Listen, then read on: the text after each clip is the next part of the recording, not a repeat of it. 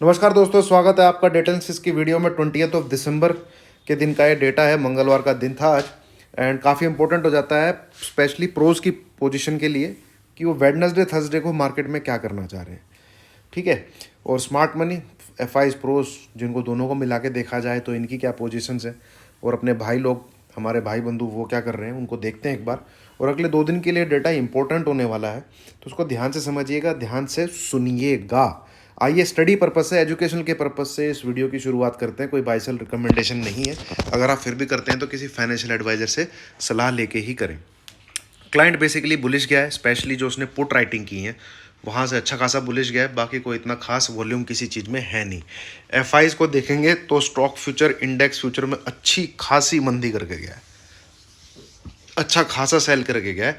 Call को निकाल के गए हैं, पुट को बाई करके गए हैं, तो एफ आईज तो बेरिश है भाई, एफ आईज तो बेरिश हैं मार्केट में। प्रोज प्रोज प्रोज तेजी भी करके गए हैं, मंदी भी करके गए हैं, तो नेट बेसिस में देखना पड़ेगा कहाँ पे इनकी राइटिंग ज़्यादा है। आज तो इनका वैसे तो बुलिश ही लग रहे हैं ज़्यादातर, sideways to bullish, but put की क्वांटिटी अच्छी खासी है, 58,000 प्लस, ऑलमोस्ट 59,000 के अराउंड है।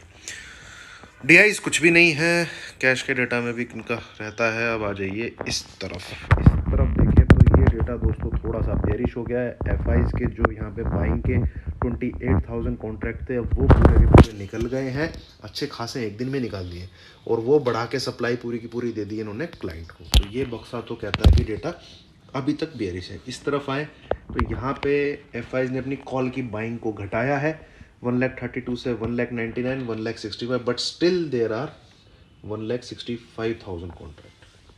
कॉल की राइटिंग घटी है प्रोज की तरफ से, तो ये भी थोड़ी सी तेजी इंडिकेट कर रहा है, स्पेशली 2 दिन में। देखिए 230 माइनस में थे, -121, -94, तो ये तो मिक्स टाइप का डेटा है। और कहीं देखा जाए तो अगर ये तेजी जो इन्होंने निकाली है, कॉल की जो इन्होंने सप्लाई है जो आज छोड़ी है एफ आईज ने 1,90,000 से 1,65,000, बट वहाँ पे कॉल राइटिंग अपनी घटाई है किसने? प्रोज ने। ठीक है, तो प्रोज तेजी करना चाह रहे हैं लगभग, और एफ आईज के डेटा जो एग्जिस्ट करता है कॉल का वो खड़ा हुआ है। ठीक है, बट आज इन्होंने अपने आप को हल्का किया है, तो ये मिक्स टाइप का डेटा है, कोई प्रॉपर ना तेजी ना मंदी।